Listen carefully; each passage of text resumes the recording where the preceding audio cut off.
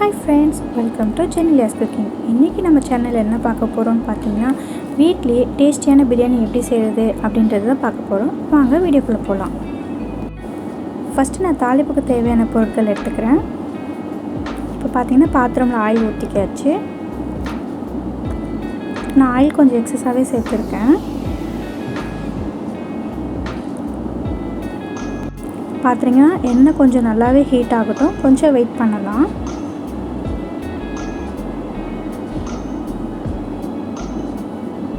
பார்த்திங்கன்னா எண்ணெய் நல்லாவே ஹீட் ஆகிடுச்சு. இப்போ நான் 1 டேபிள் ஸ்பூன் அளவு நெய் சேர்த்துருக்கேன் ஃப்ரெண்ட்ஸ். இப்போது நம்ம தாளிப்புக்கு எடுத்து வச்சுருந்த பிரியாணி இலை, ஏலக்காய், லவங்கப்பட்டை, பட்டை எல்லாமே போட்டுக்கலாம். போட்டுட்டு நல்லா கொஞ்சம் வதக்கி விட்டதுக்கப்புறமா ஆனியன் சேர்த்துக்கலாம். நான் ஒரு 4லேருந்து 5 வெங்காயம் வரைக்கும் பெரிய வெங்காயம் கட் பண்ணியிருக்கேன். ஸோ நீங்களும் அதே மாதிரி எடுத்துக்கோங்க. இப்போ வெங்காயம் போட்டு நல்லா வதக்கி விட்டுக்கலாம்.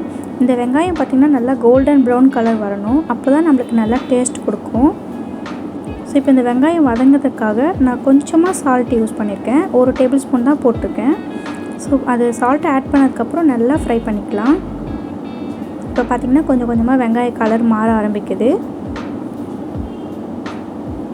நான் ஸ்டவ்வில் ஹை ஃப்ளேமில் தான் வச்சுருக்கேன். இப்போ பார்த்திங்கன்னா நான் 2 பச்சை மிளகாய் ஆட் பண்ணுறேன். இதில் நீங்கள் கட் பண்ணியும் போட்டுக்கலாம், இல்லை காரம் அதில் ஏறக்கூடாது அப்படின்னா நீங்கள் அப்படியே முழுசாகவும் போட்டுக்கலாம். பச்சை மிளகாய் கட் பண்ணி போட்டுட்டு கொஞ்சம் வதக்கி விட்டுக்கலாம்.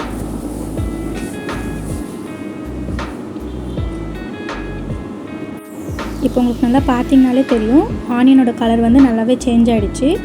ஸோ இப்போ பார்த்திங்கன்னா உங்களுக்கு நல்லாவே தெரியும். இந்த டைமில் நான் இஞ்சி பூண்டு பேஸ்ட் ஆட் பண்ணுறேன். நான் 3 டேபிள் ஸ்பூன் அளவுக்கு இஞ்சி பூண்டு பேஸ்ட் ஆட் பண்ணியிருக்கேன். இப்போ இஞ்சி பூண்டு பேஸ்ட் ஆட் பண்ணதுக்கப்புறமா நம்ம கொஞ்சம் ஸ்டவ் மீடியம் ஃப்ளேமில் வச்சுக்கலாம், ஏன்னா கொஞ்சம் அடி பிடிக்க ஆரம்பிச்சிடும். ஸோ இப்போ நல்லா நம்ம கிளறி விட்டுக்கலாம். இஞ்சி பூண்டு பேஸ்ட்டு தான் அந்த பிரியாணிக்கே டேஸ்ட் கொடுக்கும். ஸோ நீங்கள் அதை இஞ்சி பூண்டு பேஸ்ட் ஆட் பண்ணுறதை பொறுத்து தான் நம்மளுக்கு டேஸ்ட் கிடைக்கும். இந்த இஞ்சி பூண்டு பேஸ்ட் பச்சை வாசனை போகிற வரைக்கும் நம்ம வதக்கணும். இப்போ பார்த்திங்கன்னா நல்லாவே ஃப்ரை ஆகிடுச்சு. அந்த இஞ்சி பூண்டு ஸ்மெல்லுமே போயிடுச்சு. ஆனியனுமே நல்லா அந்த கோல்டன் ப்ரௌன் கலர் கொடுத்துடுச்சு. இப்போது நம்ம தக்காளி இதில் ஆட் பண்ணலாம். நான் ஒரு 3 தக்காளி தான் எடுத்திருக்கேன். தக்காளி கம்மியாக தான் போட்டிருக்கேன். ஸோ இப்போ தக்காளி போட்டதுக்கப்புறமா நல்லா மிக்ஸ் பண்ணி விட்டுக்கலாம்.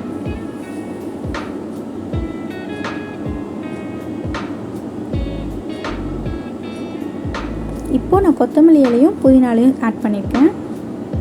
சின்ன சின்னதாக கட் பண்ணி தான் சேர்த்துருக்கேன். ஸோ நீங்களும் அதே மாதிரி ஆட் பண்ணிக்கோங்க.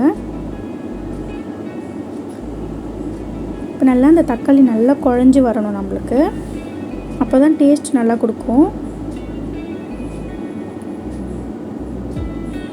இப்போ நான் கொஞ்சமாக சால்ட்டு சேர்த்துருக்கேன், ஏன்னா அந்த தக்காளி நல்லா குழஞ்சி வரணும் இல்லைங்களா, அதுக்காக சால்ட்டு சேர்த்துருக்கேன். இப்போ நல்லா கிளறி விட்டுக்கலாம்.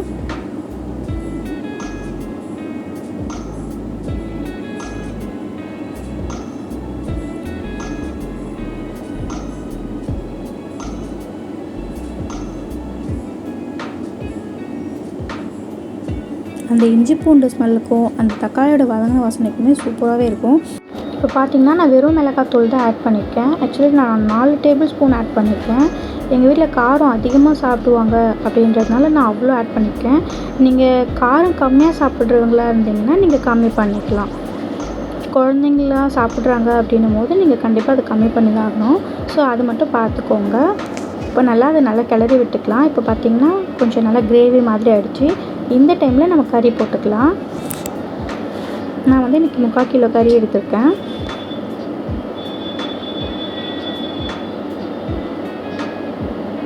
நல்லா அந்த மசாலாலாம் ஃபுல்லாக அந்த கறியில் டிப் ஆகிற மாதிரி நல்லா கிளறி விட்டுக்கோங்க.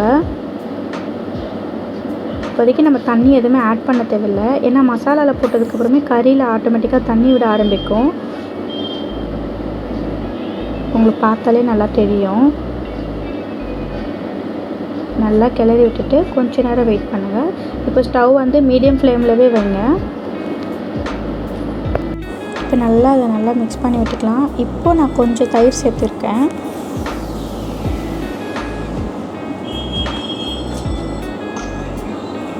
தயிர் போட்டுட்டு நல்லா கிளறி விட்டுக்கலாம்.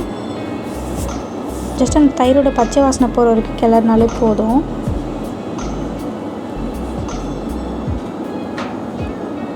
இப்போயுமே நான் வாட்டர் எதுவுமே ஆட் பண்ணலை. ஸோ அதிலே தண்ணி விட ஆரம்பிக்குது.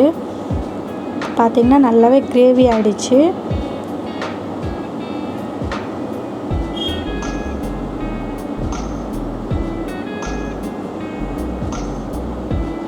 இப்போ உங்களுக்கு நல்லா பார்த்தாவே தெரியும். இப்போது நம்ம வந்து வாட்டர் ஆட் பண்ணுற டைம் வந்துடுச்சு.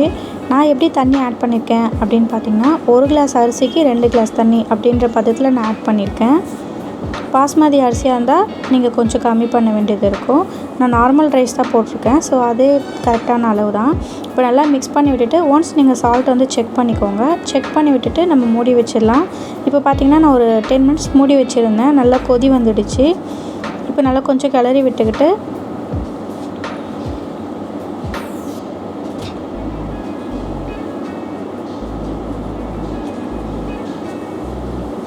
இப்போது நல்லா கிளறி விட்டுட்டு ரைஸ் போடுற டைம் ஆகிடுச்சு.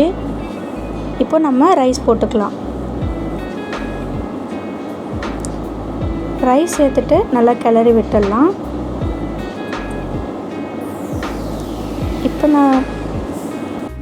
இப்போ ஃபுல் ரைஸுமே ஆட் பண்ணியாச்சு.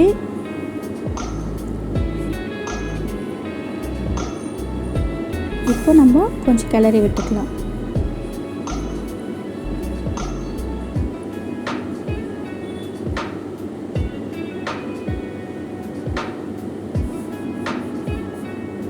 நல்லா இந்த மாதிரி கிளறி விட்டுக்கோங்க.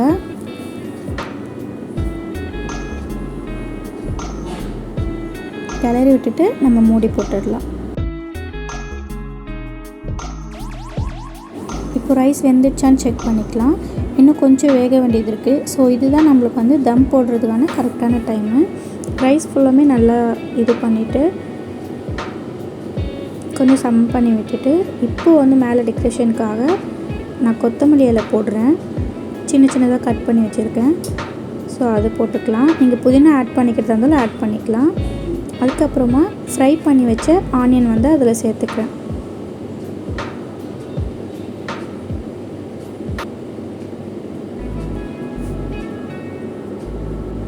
இந்த மாதிரி ஃபுல்லுமே டெக்கரேட் பண்ணிவிட்டு இப்போ பார்த்தீங்கன்னா டேஸ்டியான பிரியாணி சூப்பராக ரெடி ஆகிடுச்சு ஃப்ரெண்ட்ஸ். இப்போ நம்ம பிளேட்டில் சர்வ் பண்ணிக்கலாம். பார்த்தீங்கனாலே செம்ம டேஸ்டியாக இருக்கும். கண்டிப்பாக இதை ட்ரை பண்ணி பாருங்கள் ஃப்ரெண்ட்ஸ். இந்த வீடியோ உங்களுக்கு பிடிச்சிருந்துச்சுன்னா கண்டிப்பாக லைக் பண்ணுங்கள், சேனலை சப்ஸ்கிரைப் பண்ணுங்கள். உங்கள்